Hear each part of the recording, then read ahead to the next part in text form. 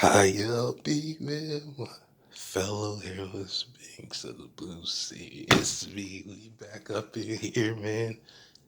Let me calm down. Y'all know what time it is, man. That hot and fresh came out today. I woke up to the greatness. So I've been up for quite a few hours, so I've had some time to reflect over the chapter a little bit. So we're gonna talk a little bit now, and possibly later on. So let's get into it. Chapter 1032. Oden's beloved sword.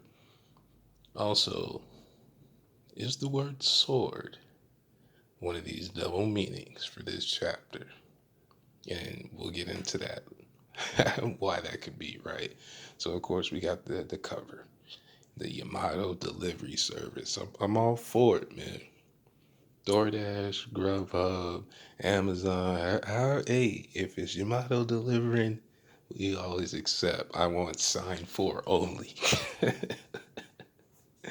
But yeah, that was interesting because in the chapter, right, in the past few, she actually has been in a rush. So I'm like, oh, okay, I see. There's a little theme here with that. I thought that was cool.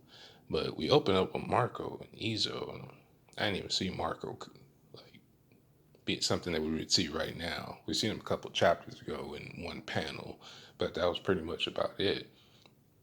Carrying Izo, and he's complaining that he's hurt. I'm in pain. This is a pain because I'm injured. I'm like, dude, you're the Phoenix, man. If anybody should be able to heal themselves even during combat, it would be you, right?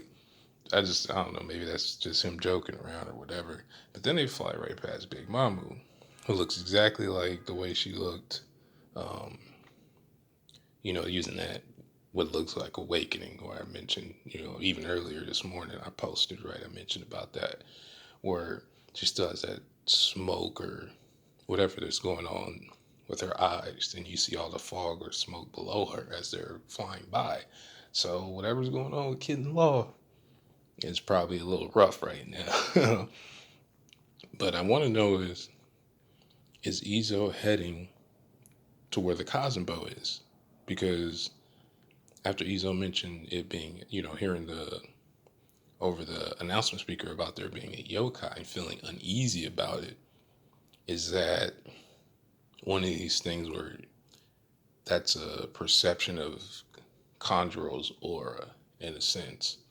Because at some point, some of the scabbards, if not all of them, probably will meet with Yamato, right? If you look at the comparison of folklore to what's happening in Wano, it would only make sense, even if it's only for a brief moment, that Yamato would meet all of them together, right? Especially because she's already seen Momo before. It's just a matter of everybody else. And because to her, she's been reading, Oden's journal for so long, the Scabbards are somebody she holds in high regard. She just never had a chance to link up with them. And I think now more so, because I figured like, well, there's a chance you'll run into Conjuro. That would make sense, and wondering like why he's done everything he's done as far as being a traitor with the Korizumi. And even if Oden even wrote anything about the different families in his logbook to begin with. So I was just thinking that's kind of like, whoa, maybe is that where that's going, where Yamato will meet all of them?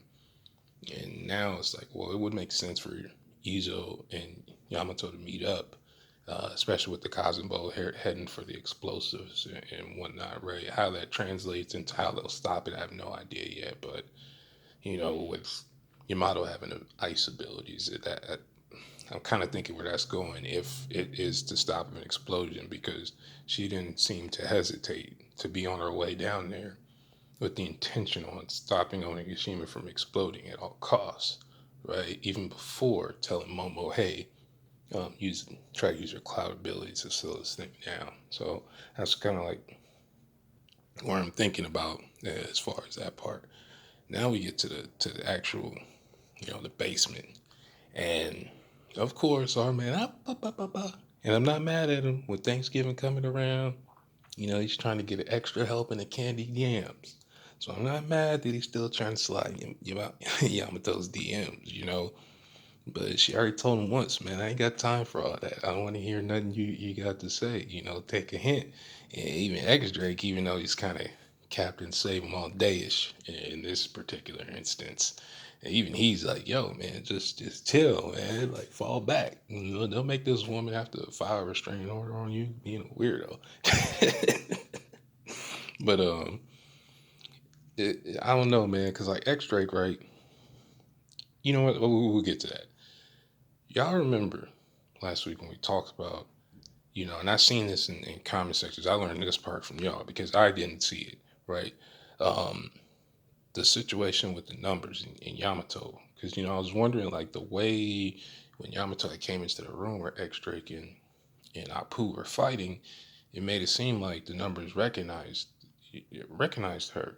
And I didn't know if that was just from a Kaido standpoint because Kaido's in charge. This is Kaido's offspring. You would know who Yamato is, but it just seemed off to me because of when Apu was running alongside of her and Fuga destroyed that area. It just looked like he was kind of helping her, and I didn't get that.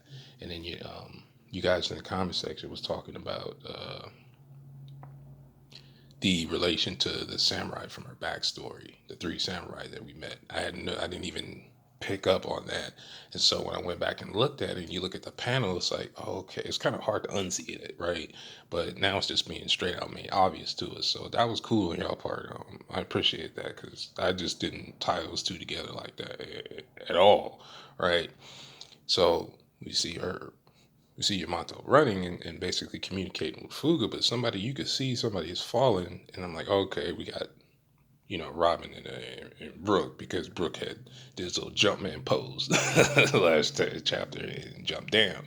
So falling on Fuga was kind of like a San Juan Wolf. I forgot the fishman's name. Remember the big one that carried the ship in his mouth back in Whole Cake, like Wabi Saw or something of that nature. That's kind of what that reminded me of. And the side pole right there. Need for Speed, Hot Pursuit, right there. And I don't know, man. The fact that Robin and Brooke pretty much assumed that even though the Derby has Cypher Pole guy, like you guys know I like to call him, and the Udahara Kisuke Cypher Pole guy, they are the Dr. Seuss mask Cypher Pole guy. The Udahara Kisuke hat guy is, we assuming, going after who's who. The fact that as soon as they got hit with the Cosmo, Robin and Brooke already assumed that it wouldn't even hinder them in any way, shape, or form. I thought that was kind of cool, like a testament to, we knew they was going to be beastly. There's kind of no way around that, right? But now I'm like, well, is Yamato going to end up fighting with the Cypher Pole in some way, shape, or form? Because remember before I was saying, you know, it would be really hard for me to just think that Brooke and Robin would just be able to handle these two based on what we've seen from Jinbei in the Who's fight, and with these guys potentially being stronger than that. Now, matchup is everything, obviously, but physically speaking, they're really. It would make it hard for me to believe that they just be able to beat them right without outside help, just a straight 2v2. Given how much strength and energy they've been using up until this point, and Cypher has just been chilling, watching pay per view basically. How this has been going down. So I don't know. I want to believe it, but logically, from a combat standpoint, it wouldn't really make sense for you to just assume that they would win, right? And like right after this, right? This is where things get even more interesting because Apu does something really dumb here, right? When we seen the flash part, I thought that was Cypherpole using some sort of ability that I wasn't aware of. The dumb part about Apu is one, you live in the era where silent shutter is not a thing, right? For y'all who are slightly older, probably at least right in your mid 20s, you remember what silent shutter was not a thing. You always knew when someone was taking a picture of you back in the day. It was not. It was pretty obvious, and it was dangerous. It was extremely dangerous, depending on where you was at, what you was doing. So when Apu went to click, click, click, I'm like, this dude didn't lost his mind when I put two and two together because of the next panel. I'm like, this guy's insane. Like, are you crazy, man? And then hyping up, I'm gonna go holler at Morgan's. You guys are lapdogs, and you're here doing deals because Adobe is gone. And I'm like, whoa. I wonder if, like, he said it as a joke, right? It being a big scoop and whatnot. Was there part of that conversation that Apu recorded? Because we know you can record stuff with Dendemushi. We've seen him use it in various ways. So was he also recording? He might not been, but we didn't see what happened to the Dendemushi. Of course, it's a living being, so it may just be excommunicated, so to speak. Not really sure what was going on with that part. What Apu did was extremely stupid. So when Derby had Cypher Pole guy speed blitzed him with the little finger jab thing, to me that was dope because he's just like, uh, man, what was that the old Martin Lawrence comedy? Run tell that. Yeah, so he told him jabbed him in the neck. Run tell that. Yeah, you should have kept your mouth shut, man. Mind your own business. Don't worry about why Cypher Pole is here. You just worry about getting out of here alive, which is looking far and far from a possibility at this point. But the part of that I want to talk about is the statements that come from the Derby Hat Cypher Pole guy, because depending, of course, we always support the viz, but depending on how you interpret them, it can mean several things in conjunction to what Apu says at the end of the interaction before they actually engage in battle with these cats. So he says something to the effect of, like, Derby Hat Cypher Pole guy told X straight, something to the effect of, I hope you wasn't assuming that, like, whatever your allegiance was is unknown to Cypherpole. Now, here's my thing about this statement, because, like we talked about last week, this can mean various things. It can mean A, that even if they don't know what S.W.O.R.D is by name, the concept of it, they may be aware of because X-Ray's not supposed to be here, right? So if their initial reasoning for being in Wano was to deal with who's who, and with who's who being a Toby Ropo, the odds of them not knowing by default that X-Ray was also one would be very hard to believe given the information network that they represent in the first place. So if you look at that, just that information alone, and the way that back in 956, right, when we got the introduction of S.W.O.R.D, Drake wasn't aware that Cypher Pole was supposed to be there. So we have a situation now that we kind of confirm that Cypher Pole knew that X Drake was there, but X Drake didn't know that Cypher Pole was there, which means they're not on the same page, which we knew, the reader know that. I'm just giving more logic to the context of what just happened. So because of that interaction, then Cypher Pole would come to the conclusion that is either Drake actually a spy working for my man one, and you're done, son. One clap Kaido, or if he's a Marine, they're acting outside of the spectrum of the world government, which is not something that probably happened before. So he would come to the conclusion, since if I'm Cypher Pole agent and I know that X Drake's not supposed to know that I'm here, right? Then I know that he's not being sent here to watch me. Because as a spy, no matter what level you are, you would assume that whatever side you work for would also have spies on your level watching you, right? That's just how the spy game works. So they would have been probably able to accept that. But since they knew for a fact that X Drake didn't know that they were going to be there, him being there and then now coming across them would lead them to believe that what I'm just saying, that the Marines themselves are acting outside of the spectrum of the world government, and you'd only be doing that if you got something going on that you're not supposed to. So that's what makes his statement about true allegiance somewhat ambiguous if they're aware. Because even if they're not aware by S.W.O.R.D by name, this situation would make them aware of the concept that S.W.O.R.D exists, something within the world government. And the reason why I'm saying this is because, two, Apu says, I knew you were always a Marine. And this happens in front of Cypher Pole. So, to a certain extent, you could assume that Cypher Pole was thinking the same thing. Drake has always been a Marine, even when they knew he was working as a pirate. So that's kind of like what I'm piecing together. Or did they piece that much together? Or is this a situation where Cypher Pole is just going We thought you worked for the world government, but we see you working with Kaido. But that doesn't make any sense, right? Because as far as they know, when they first showed up, they might have not seen everything, but X Drake didn't give the impression that him and Apu were working together until towards the end of that interaction, because now they have no choice but to fight. So even if they didn't hear the previous things, right, and knowing X Drake was part of the Toby Ropo, seeing infighting between the two is just like, okay, so they are assuming that he's actually Marine, and this other stuff that he's doing means, like I was saying, I've said this 2 or 3 times in a row just because I want to make sure I'm explaining properly what I'm trying to say. And that's the fact that, there you could say either or these situations and it would still make sense. But to me, it just looks more like Cypherpunk understands that something like S.W.O.R D exists. And then the other thing about S.W.O.R D, which I'll talk about. Actually, I'll bring that up tomorrow or Monday, because something I seen in Law's backstory, not necessarily implying that he's a part of S.W.O.R D, but something I saw was like, wow, I didn't notice that before. One of those situations.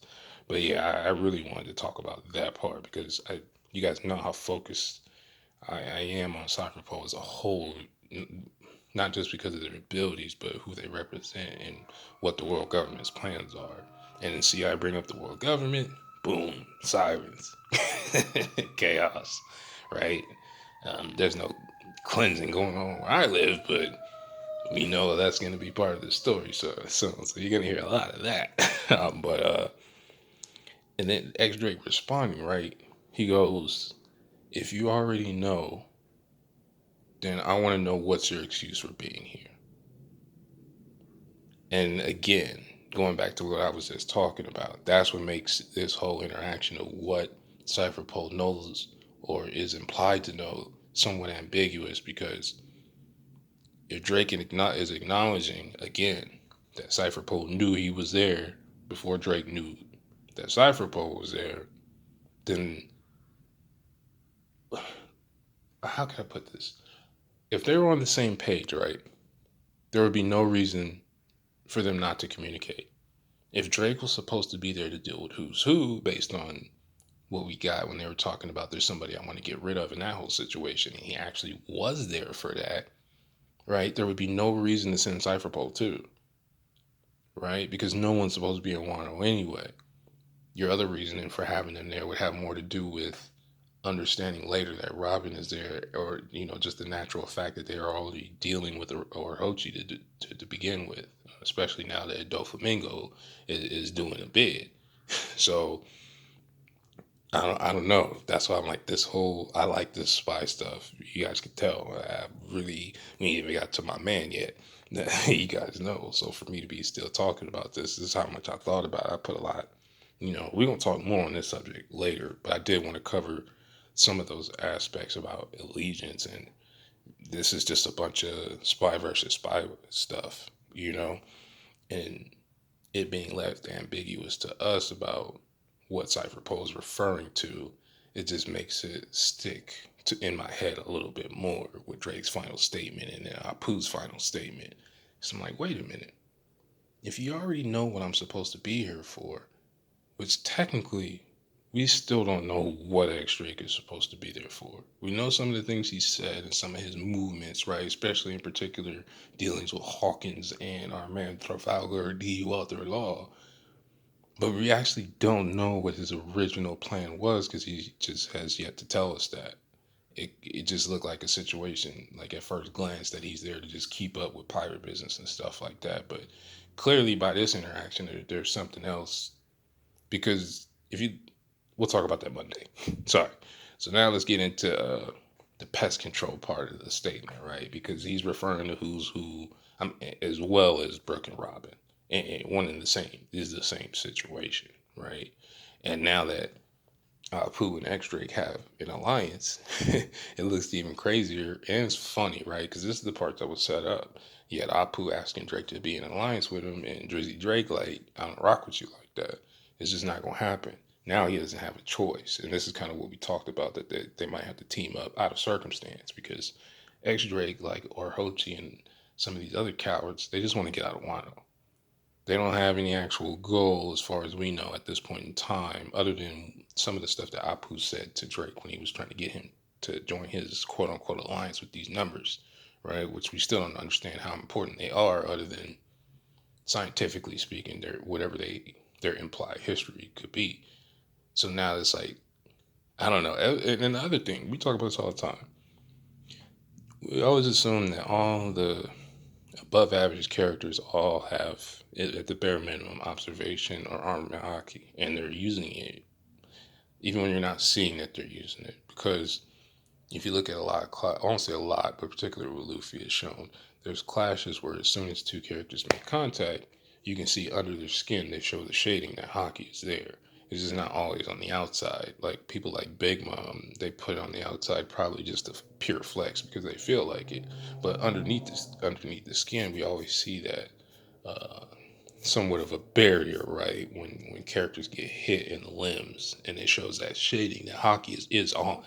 So a lot of times I just assume when characters are in a leverage situation, there's some sort of hockey that's always active. It wouldn't make any sense not to, given how fast a lot of these characters are. So I was saying that was kind of cool, and then because if he didn't, he would have died right back back on the live floor when he got clapped by Zoro for the file for the antivirus that Chopper was trying to make to save everybody, the freeze and stuff. So I just thought that was kind of dope. Now let's get into, you guys know, hailing in from the south side, Shimosuke Village, my man, the Sampaya, the Santori, Rora Norazoro. We already knew coming in that more than likely this is going to be Zoro's most difficult challenge, and however you want to put it, right? Solo fight. And not that I'm not counting what happened in Roof Piece, but you guys know I've been adamant about there's nobody on this island 1v1 that still 1v1 it just wasn't happening without help or something. It's just not happening. It's still not. And just that part's just my opinion. Obviously, there's plot points to imply differently, but as far as an actual 1v1, you take all the nonsense out of Onigashima and Kaido's plans, and you just put them in the ring 1v1. There's nobody here that's clapping him. It's just not happening, right? And that goes for the same for Big Mom. It's just, you can have characters do a lot. You can have them probably take them maybe 6 7 rounds, but at full force with no distractions, it's not happening. We've seen that the Yonko have not been adamant about most of the attack power put into this fight. This is because they don't get to square off very often. That's all this really is in a lot of ways, right? And it's just really more hype for the supernova to be able to endure with these monsters out here. So I've always been more set on Zoro fighting somebody like King or Queen than I have been, even though as dope as his interactions were, we knew that no single person besides Luffy at certain points is gonna have this ultimate shine against these Yonko 1v1. It just, even with Luffy, he's been clapped so many times. It's like it's cool what he's done, but at the end of the day, don't forget to still, oh no no no, young Brock Lesnar. So the Looney Tunes part, y'all know I bring Looney Tunes up all the time, and we got one of them, like a Sasaki helicopter and Queen. Apparently, King has his gags too, because he's been serious for the most part. Seeing him do that, that's what I thought about was Luffy. So for all of y'all who want to always put Zoro and Luffy against each other, you at least get an idea on what Jet Pistol and how how Zoro would be able to handle that. And from the looks of it, it wouldn't be very easy, right? I'm gonna assume Luffy is raw strength wise, he's probably not stronger than King yet, but speed wise, he's probably just as fast. I think he's displayed, other than Kaido, he's displayed the highest level of speed. That's not Kizaru too. 'Cause those two, that's kind of where I put them. Because even with Luffy had future sight, Kaido could still speed blitz him and clap him just like that. So just seeing that interaction on how fast when he snapped his neck back, which is, if you think about it, right, we talked about this, Zoro said, and it has been brought up before in the series, is this thing about Zoro and animals and statements about ferocity. You had the situation with Monet and a few other times, some of his attacks, the references to him being a tiger, his situation with Fujitora, and now you have this situation earlier in the fight. Zoro told King, doesn't matter, I have to bite through your throat. Y'all remember me saying that. I'm gonna do whatever I gotta do to get this dub. Those are his specific words. So we open up this chapter with Zoro dealing with an unknown ability, right? Because this guy still has an ancient zone, regardless of how strong or unique his species makes him. At the end of the day, he still has an ancient zone, which their durability is second to none, right? It's mythical and ancient. They're second to none so far. So this wasn't going to be one of those things where he was going to peek his way through this. I already had that expectation going in that Zoro would he'd be lucky. I won't say lucky, but it'll be when he wins, it'll be like a Luffy Curry kind of win. Not that King is going to let Zoro win. I don't mean it necessarily, but you can kind of see the setup. Because remember, initially, I thought Zoro would have zero interest in King's identity, which made him a good candidate to fight him. Because it doesn't put any of that other stuff having to do with in the series or the fact that King's species, their origin and their backstory involving with the world government and what kind of subjugation they may have faced, things of that nature. That type of stuff is safe with someone like Zoro because you're not interested, and even made it a note that I'm not interested in any of that other stuff going on, like how we've seen from Big Mom or somebody like that. Now he has no choice, and because of that, I'm wondering if to beat him, and you guys know because I brought this up before with mythical zones, right? How you deal with them or whatever their special ability is going to be related to whatever their mythology is. And in this case, Zoro's going to have to use the kind of brain power that we do, right? Because he's not used to this situation where even for his overwhelming physical force that he can apply, even to someone like Kaido, man, he took a chunk out of Kaido. That doesn't really apply here until we see Conqueror's coding. Because I do think some combination of Conqueror's coding, whatever's going on with Emma, and the Foxfire style that he Kakashi from Kinemon will all come into play because one, Emma already relates to fire. And this fire is supposed to kind of be able to burn anything, right? Which, if you're thinking late in the series, that might be foreshadowing for Akainu, right? No one would expect Zoro to fight Akainu, but since the Firefox thing, it was just one of these things in the back of my head as potential for later. But him using Dragon Twister, right? And you guys remember when I brought this up? I think I brought this up in chapter 1010. That when he uses it in Wano, it reminds me of the scene from Kenshin vs. Shishio. And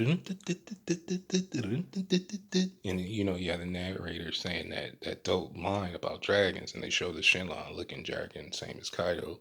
That something about even when it attacks you and it misses you, the ferocity of the winds still tear you apart. Because remember, if you not familiar, right, with the Batosa himself, there's a scene where he fights somebody, and he blocks an attack and it does something that's pretty cool. That's like dragon mythos related, not necessarily fire, but the wind part.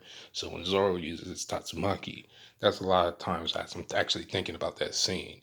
And then, that's the series Oda used to work for in the beginning. He worked for Rurouni Kenshin. So I know he'd been waiting to slide Wano stuff in for a minute, particularly with Zoro and his culture and his fighting style and things of that nature. But that's what I thought about. The way he was stanced up, it was different than it just seemed more artistic, and you get the dragon vibe and the situation with Or and Will, how they'll come into play a little bit later, and even he relates dinosaurs to dragons, which that's been an ongoing joke in the community since we got introduced to all these zone fruits where they are called dragon model, right? So that ongoing joke has been around for a minute now. So it's just funny Zoro joining in on the gag in a sense, even telling King like, what did he say to King?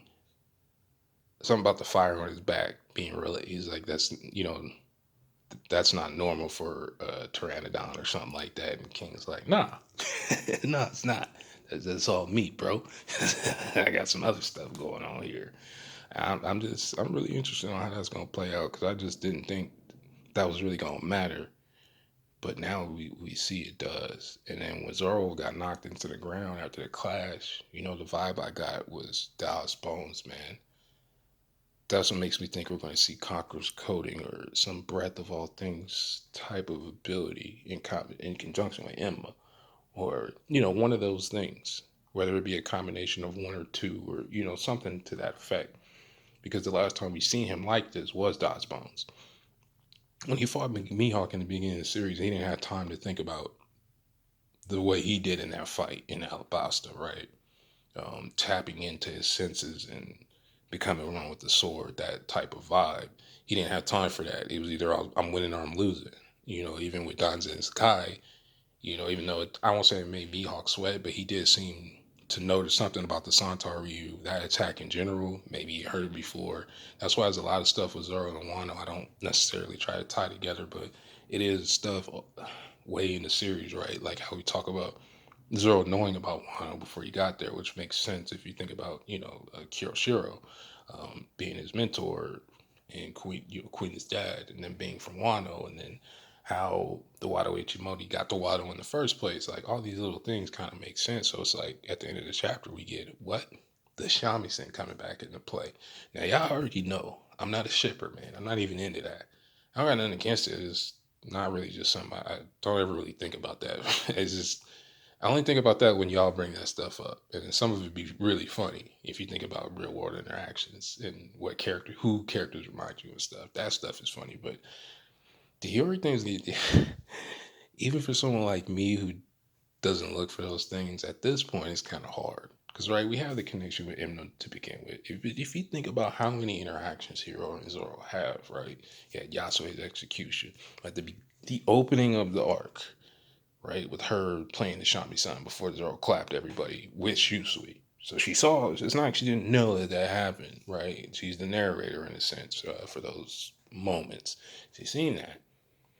Then you had the situation with Yukimaru, and fuck that situation. And spending the night together and tending to his wounds, right? And then again, how she was crying at Yasuo's execution. Him being quicker than Sanji in simp mode. He already in simp mode Sanji, and twice because Zoro got to Otoko faster than Sanji did too.